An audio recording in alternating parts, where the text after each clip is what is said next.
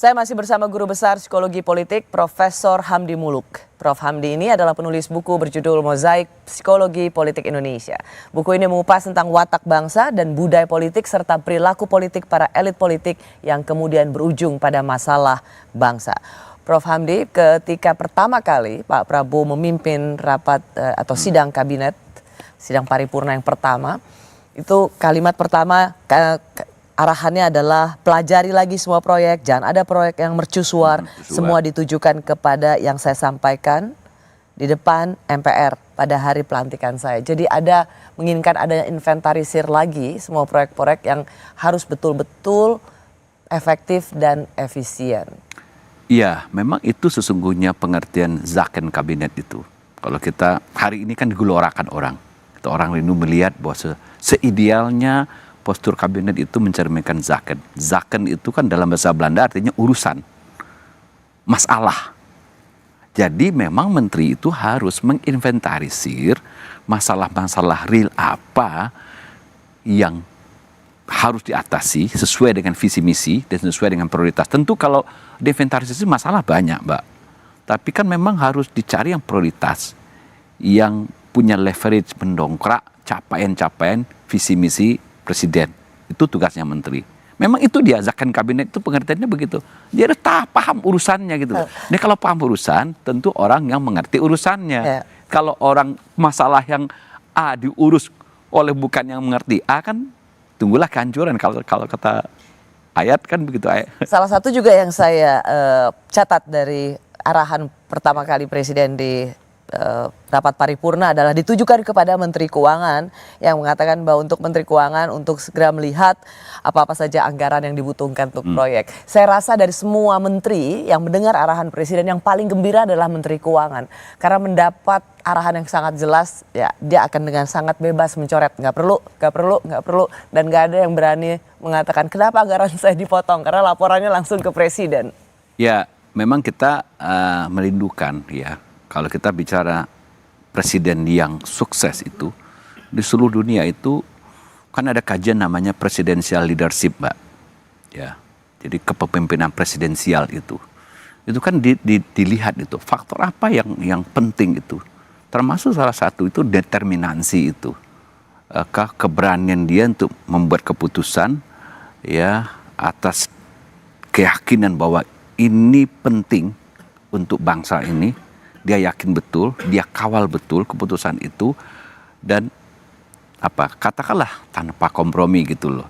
Walaupun dalam politik kompromi ini harus kita letakkan dalam perspektif yang lebih luas ya, dalam perspektif menjaga political skill. Jadi kan presiden juga jabatan politik, ya kan? Artinya tetap dalam konstelasi, tetap melihat bagaimana konsolidasi politik itu jangan terpecah. Ya, kita terpecah dan tidak mengganggu pekerjaan. Nanti kan presiden juga harus punya kemampuan apa yang disebut dengan political bargaining, ya, political skill, political communication, menyatukan kekuatan-kekuatan yang politik itu supaya nggak mengganggu. Dalam tim itu, kalau kita mengatakan kompromi adalah salah satu tool yang bisa dimainkan, boleh saja, tapi nggak boleh mengganggu fokus apa yang mau diputuskan oleh presiden itu. Itu maksudnya oleh peneliti presidential leadership itu, ini masalah determinasi, keberanian mengeksekusi hal-hal yang memang harus dieksekusi gitu dengan mandiri gitu ya. Karena Prof. Hamdi Muluk mengatakan soal keberanian dan itu merupakan karakter yang dibutuhkan oleh seorang pemimpin. Betul.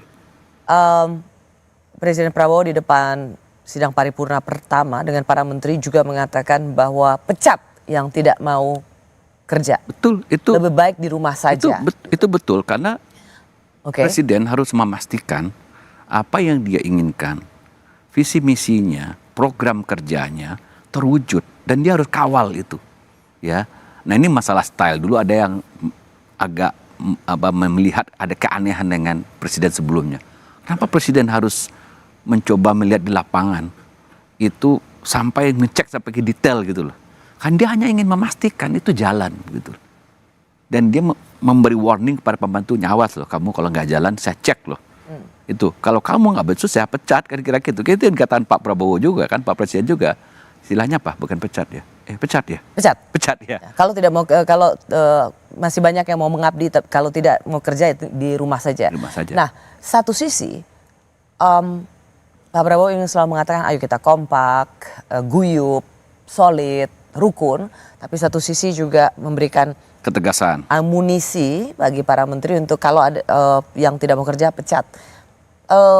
Apakah ini memang karakter seorang pemimpin yang ingin memastikan get things done? Satu sisi ayo kerja bersama, tapi kalau nggak mau kerja maka ya tidak perlu lagi ada demokratisasi Menurut saya itu mungkin wrong conception aja. Konsepsi yang salah. Maksud saya gini, ketika kita membaca masalah tadi guyup kompak itu dalam pengertian loyalitas ke bangsa. Artinya kita mengensampingkan perbedaan-perbedaan ataupun kepentingan-kepentingan partisansip, suku, agama dan partai, katakanlah begitu ya, dan semua orang harus bahu-membahu mengatasi persoalan bangsa ini, menghilangkan egoismenya masing-masing gitu. Itu yang dimaksud dengan masalah kebersamaan tadi gitu. Tapi bukan berarti kalau saya nggak becus demi kebersamaan orang ini nggak boleh dipecat. Ya. Dia kan nanti akan merusak dia. Jangan-jangan ya, Prof. Hamdi, secara psikologi ketika kita memang semacam di bawah alam sadar kita ya sudah kerja nggak kerja pasti digaji, maka mungkin kadang-kadang pimpinan atau seperti menteri itu harus juga otoriter. Ini asumsi saja, hipotesa. Maksudnya menteri ini, Ya. menteri otoriter ke bawah. Nah, gini otoriter Untuk get things done. Oh, ini debat ya. Ada yang mengatakan begini, dulu ada konstruksi psikologi disebut namanya dark triad gitu. Ada 3 ciri kepribadian yang dianggap menakutkan gitu. Otoriter itu, terus Machiavellism, satu lagi salah narsistik gitu. Tapi otoriter itu dianggap negatif kan. Tapi itu di studi Mbak. Ternyata banyak CEO yang berhasil itu sedikit banyak agak tinggi skor dark triad itu. Seorang merenung kan. Oh iya ya, kalau pemimpin itu cuma lemah lembut gitu loh, tidak tegas, tidak galak, tidak otoriter gitu, katakanlah begitu, tidak tegas gitu, nggak bisa nggak bisa get done gitu loh, nggak bisa dikerjakan. Jadi pemimpin harus tegas gitu loh, tegas. Nah itu mungkin jadi yang memang ditekankan. itu satu sisi dianggap paradoks. Artinya otoriter itu sebagai satu watak yang ditakuti, tapi ternyata dianggap negatif. Tapi satu dalam konteks yang tepat, dalam kadar yang tepat, dia bisa memang menjadi kekuatan untuk membuat thing gets done tadi, gitu loh. Dan dan itu biasanya ada pada pemimpin yang diingat oleh masyarakat karena berhasil membuat terobosan. Betul. Baik. Gitu. Kami kembali sesaat lagi.